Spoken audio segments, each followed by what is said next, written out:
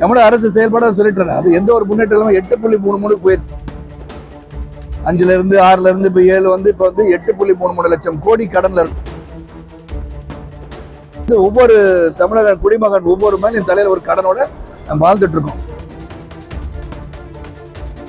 முதல்ல வந்து கூட்டணி வந்து பேசுறோம். கூட்டணி எல்லாம் பேசின பிறகு எத்தனை இடத்தில் நின்றால் நான் வெற்றி பெற முடியும் என்று எனக்கு இலக்கு வேணும். அந்த நம்ம கூட்டணி எந்த இயக்கத்தில் சேர்க்கிறோமோ அந்த இயக்கமும் வெற்றி பெற சூழ்நிலை உருவாக வேண்டும். இதெல்லாம் கலந்து பேசி ஒரு முடிவு.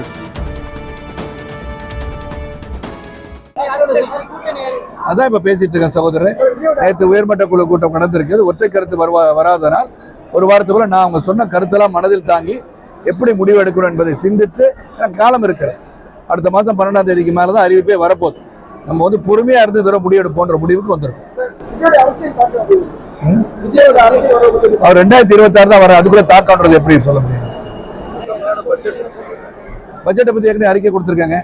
8.33 லட்சம் கோடி வந்து கடன்ல வந்து தமிழகம் இருக்கு. அதுக்கு வந்து வரவு வந்து குறைவா இருக்கு, செலவு அதிகமா இருக்கு. அதுக்கு முக்கிய காரணம் வந்து இலவசம் என்று பற்றாக்குறையில் இருக்கும் போதே இலவசம் கொடுக்கறது எந்த வித நியாயம் தெரியல. அதுதான் நான் மேலோட்டி காட்டியிருக்கேன். எந்த ஒரு பணியும் வந்து நம்ம வந்து தொழில் வளம் பெருக்க வேண்டும், தொழிற்சாலைகள் உருவாக வேண்டும், வரவு வரணும். அதுக்கு எப்படி ப்ரொடக்ஷன் எப்படி இன்க்ரீஸ் பண்ணணும், இளைஞர்களுக்கு வேலை வாய்ப்பு எப்படி வந்து தொழில் வளத்தை பெருக்கி வருமானத்தை பெருக்க வேண்டும் என்ற திட்டங்கள் இல்லை என்றுதான் என்னுடைய கருத்து. அது வந்து துரதிருஷ்டமான ஒன்று. கவர்னர் வந்து அரசு என்ன சொல்லுதோ அதை வந்து கவனித்து உடனடியாக எந்த ஒரு கோப்பாக இருந்தாலும் அவர்கள் அனுமதி தந்து கொடுக்கறது தான் கவர்னருடைய வேலை. அது வந்து முட்டுக்கட்டையாக இல்லாமல் சுமூகமாக நடப்பதற்கு அரசு எடுக்கின்ற முடிவு. அவங்க வந்து அதை விவரமாக பேசி உடனடியாக தீர்வு காண்ற நிலையில் தான் கவர்னர் இருக்காரு. அது சுமூகமாக நடக்க வேண்டும் என்று நான் நினைக்கின்றேன். நடக்க வேண்டும். தமிழகத்தோட செயல்பாடு தமிழக அரசோட செயல்பாடு. தமிழக அரசு செயல்பாடு சொல்லிட்டு அது எந்த ஒரு முன்னேற்றம் 8.33 போயிடுச்சு. 5ல இருந்து 6ல இருந்து இப்ப 7 வந்து இப்ப வந்து 8.33 லட்சம் கோடி கடன்ல இருக்கும். இந்தியாவோட கடன் 14 லட்சம் கோடி, தமிழ்நாட்டோட கடன் 8.33 லட்சம் கோடி.